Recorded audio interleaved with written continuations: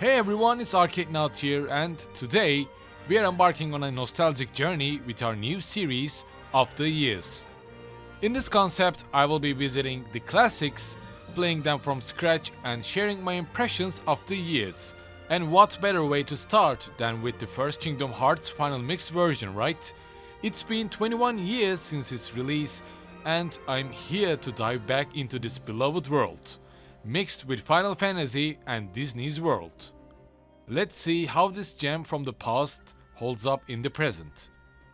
Once in my life, I decided to play on Proud Mode. That is the hardest difficulty of Kingdom Hearts, and without looking at any guide or whatsoever. I chose to stick with Sword and discarded the Magic Wand. These choices change what kind of abilities Sora learns when he levels up.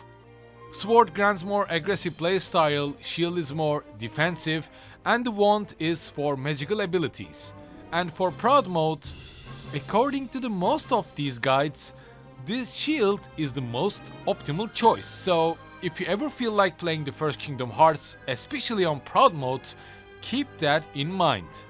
Playing on Proud Mode adds a whole new layer of intensity to this adventure. Most of the bosses can two-hit you. Donald Duck does no job until Ursula fight, and a high defense Goofy might be your best friend. I wanted to make it more challenging, and with some puppy collection and grinding in Olympus Coliseum, it took me around 26 hours to beat it. After all, it's not just about reliving the old days, but also to see how Kingdom Hearts grew old after 21 years. The sun-drenched beaches, the sound of waves crashing, and the laughter of Sora, Riku and Kairi. Destiny Islands is a picture of carefree days. With also Tidus, Waka of Final Fantasy X, and Selphie from Final Fantasy VIII, Destiny Islands is all about the minigames and the build-up for what's to come. The arrival of the mysterious Darkside Heartless shatters this paradise, setting Sora on a path that changes his destiny forever. The Darkside Heartless, our first major boss fight, plays as a tutorial boss role, so there is no big deal about it. Possibly the main thing that you should be careful with are the answers you gave to Tidus, Waka and Selphie. These answers affect the level's progression of Sora, so keep this in mind as well. I totally gave my answers without looking at a guide or anything, just I answered what I felt like at that time, and that's on me. From the Destiny Islands, we find ourselves in Traverse Town, a sanctum for those whose worlds have been swallowed by darkness. The design and the soundtrack of Traverse Town brings tears to my eyes every time. It drowns me in nostalgia. It makes me remember those summer holidays back in middle school, the time when I was playing PlayStation in my grandparents' house non-stop.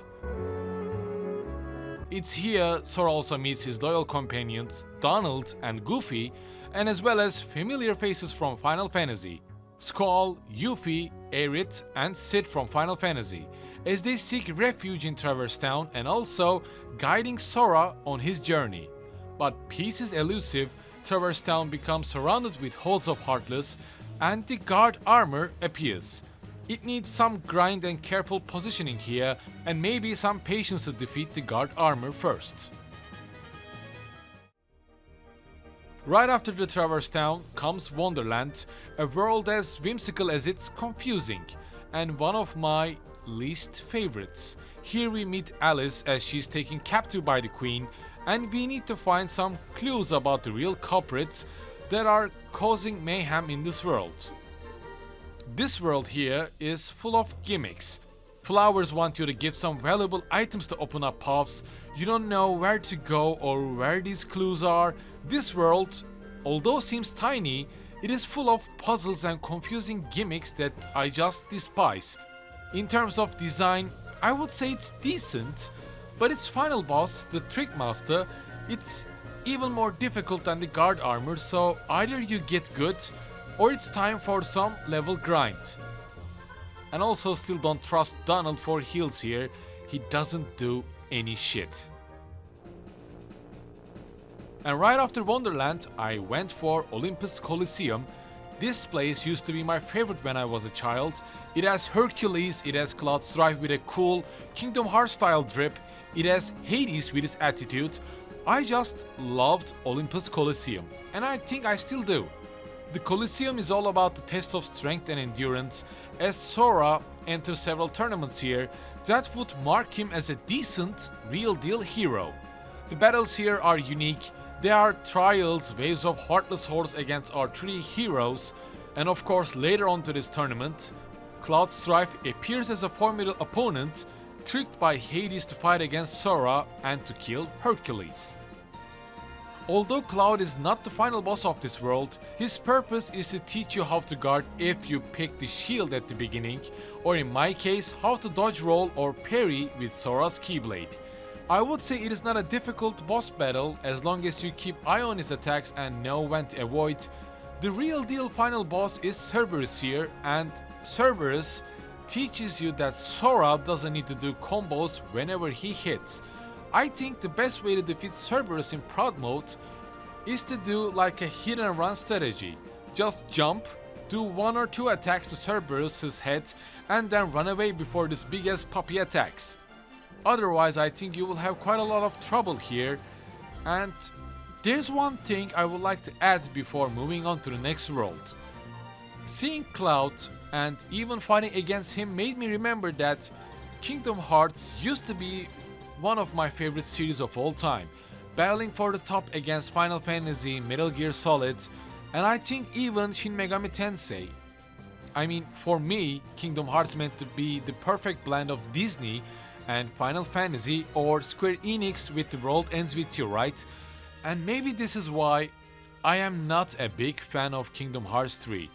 But that's a topic for another time. I'm gonna give Kingdom Hearts 3 another chance in the future when I also make videos for other Kingdom Hearts titles. I will talk a lot about this aspect, especially in Kingdom Hearts 2. Moving on from the Olympus Coliseum, our journey takes us to the deep, lush jungles of Tarzan's world, the Deep Jungle. So here, we have our first guest party member, Tarzan, joining us. I had no second thoughts about throwing Donald away, replacing him with Tarzan, and my god, with Goofy and my new best friend, everything went smooth. The XP grind was better, the grass was greener, everything was more fun and enjoyable. I used to play PlayStation 1's Tarzan game a lot, so this was also quite a pleasant world to complete, but I realized that the more I grew older, the less patience I had for these gimmicks of Kingdom Hearts worlds. Although this was just swinging from one wine to another, this was not a big deal, but again I felt like I just wanted to have solid platformer maps that I can beat the heartless senseless. And without Donald, even Clayton and his invisible chameleon Heartless was not a big deal, as I finished this world around level 18. And with the end of Deep Jungle, the amount of gimmick worlds also start to decrease. Our next stop was Agrabah, is also one of those worlds. Aladdin's world design captures the essence of bustling Middle Eastern bazaar, complete with the Cave of Wonders. Here we team up with Aladdin and his ever-loyal genie. The Heartless in Agrabah are somewhat cunning, but also give a lot of XP, if you feel like you need some grind. Jafar on the other hand is one of the easiest bosses of the first Kingdom Hearts, first in his human form and then as genie. Both are totally fine as long as you keep your health high and don't trust Donald. Just have Goofy and Al in your party. Use some of Sora's abilities to hit multiple enemies and you won't have any problems even by XP grinding. After wrapping up in Agrabah, my journey took an unexpected turn. I stumbled upon Monstro, the giant whale from Pinocchio. Getting swallowed by Monstro wasn't exactly on my to-do list, but hey, that's the charm of Kingdom Hearts. We literally fight against Heartless within the stomach of this monstrous whale, while chasing after Sora's friend Riku and Pinocchio. Riku just keeps on teasing Sora about him being chosen by the Keyblade as well, and Riku would be the one saving Kairi at the end. As with each world we progress, Riku's role in Kingdom Hearts and in Sora's improvement becomes more and more pivotal, so to say, as Riku also slowly takes the role of Coin's other side. Navigating through the belly of the beast and facing the parasite cage boss, the arena itself harming Sora with acid attacks, and due to boss's narrow hurt frame, it can be quite frustrating, especially on Proud Mode. But nothing of a big deal. With a similar tactic of hit and run, it should be quite okay. Before heading to the underwater world of The Little Mermaid, I went to Olympus Coliseum for a bit of XP grind, where I faced against first hordes of Heartless and then against Yuffie and Skull from Final Fantasy series. If you ever feel in need of XP grind or anything, just head up to Olympus Coliseum and beat Yuffie. After all, you will need those sweet XP grind for Ursula fight of Atlantica. Now, Atlantica shifts the combat style, taking all our defensive moves like dodge roll or guard from our ability list just to provide Sora some swimming moves. I'll be honest, I just wanted to finish Atlantica and move on to Halloween Town as soon as possible. Wandering around in Atlantica is fun, don't get me wrong. There are lots of spots to battle against Heartless, and Ariel is an incredible support, replacing Donald again. However, Ursula's second phase, where we need to hit her in the face while dodging her lightning attacks, might be the most frustrating battle of Kingdom Hearts. I'm saying it again, it's not difficult, but frustrating. Maybe even more frustrating than Maleficent's dragon form fight. But we will get to that later on. Here, for some reason, Donald starts to shine with Ariel, as they either hit Ursula with magic attacks or heal Sora, making the whole boss fight a tad bit bearable, so to say.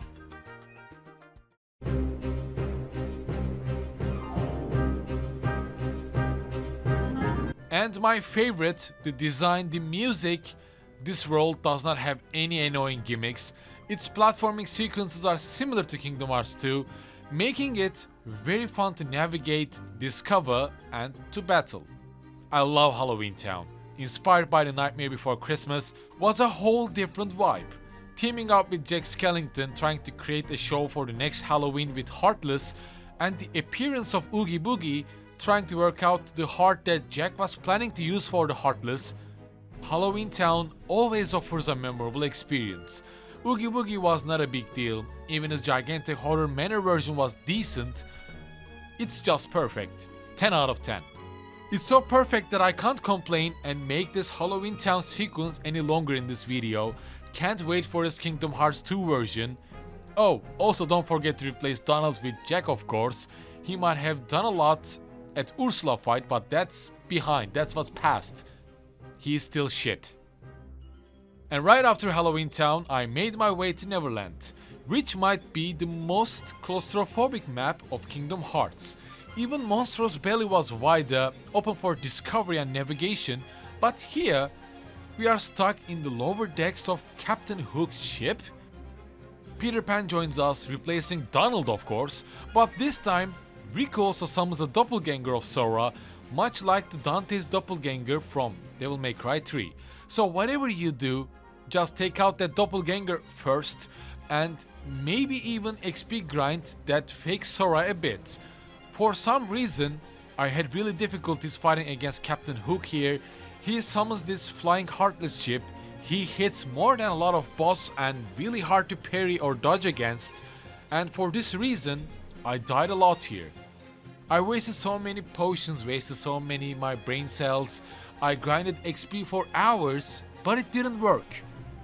Then I googled around a bit, found that I can just leave the boss fight, stock up some items and re-enter the battle, and Captain Hook's health bar doesn't reset. I love Kingdom Hearts community. After the challenging battle with Captain Hook in Neverland, it was clear that Sora's journey was about more than just defeating the Heartless. Each world we visited, each villain we faced, was a step towards understanding the true power of the Keyblade. Sora's role as its chosen wielder throughout the series, with Riku's descent into darkness, Kingdom Hearts was about to present its bittersweet storytelling that I used to love. Riku's actions, driven by jealousy and a misguided desire to prove himself, added layers to the narrative that were deeply compelling, pushing Sora even deeper into the Destiny's threads. These two had lots to fulfill, lots to accomplish, and all will be revealed in future as I complete other Kingdom Hearts titles in the future as well. Chain of memories in the progress, people. And as one of the last worlds, we set off towards Hollow Bastion, a corrupted world that is fallen to darkness, home to Squall, Yuffie, Aerith and Sid. This world was a stark departure from the whimsical Disney realms we had traveled before.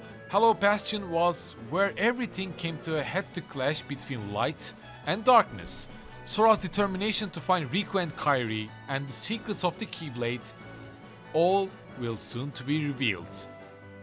As Riku shows his determination to be the Keyblade Master, he actually receives his blessing for a while, leaving Sora all alone and unable to defend for himself.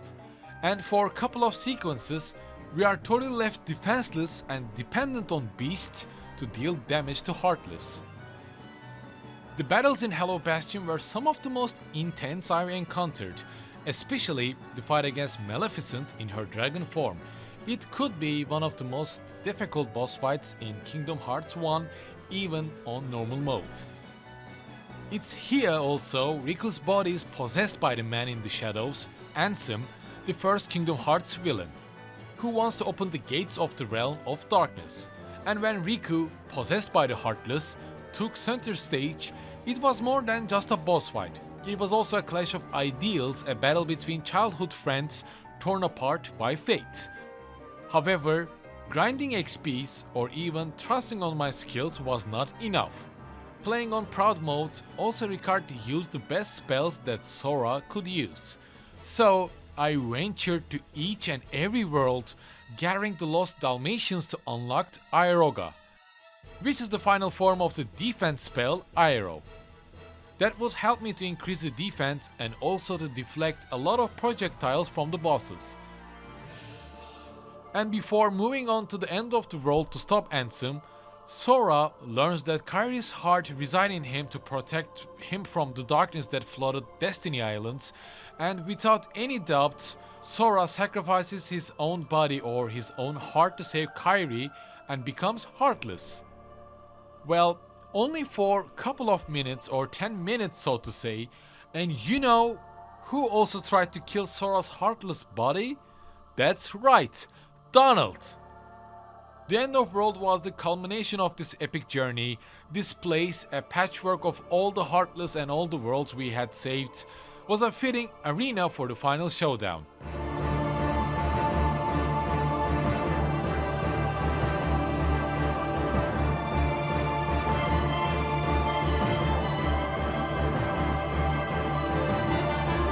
The confrontation with Ansem, the Seeker of Darkness and now possessing Riku's body, was the ultimate test of everything Sora had learned and become. The real battle is one-on-one, where you need to use your dodge roll, guard, parry or Aeroga, and even healing spells at the correct time. Though Ansem's final form, the World of Chaos or something like that, is total bullshit. This dude turns into a battleship, hitting Sora with lasers without a stop, so I hope you brought your elixirs or even mega elixirs with you for healings. Otherwise, this could be the boss fight where you decide you had enough. And after 26 hours of gameplay time, I beat Kingdom Hearts in Proud mode, as Sora, Donald and Goofy also left to close the door to darkness, and King Mickey with Riku.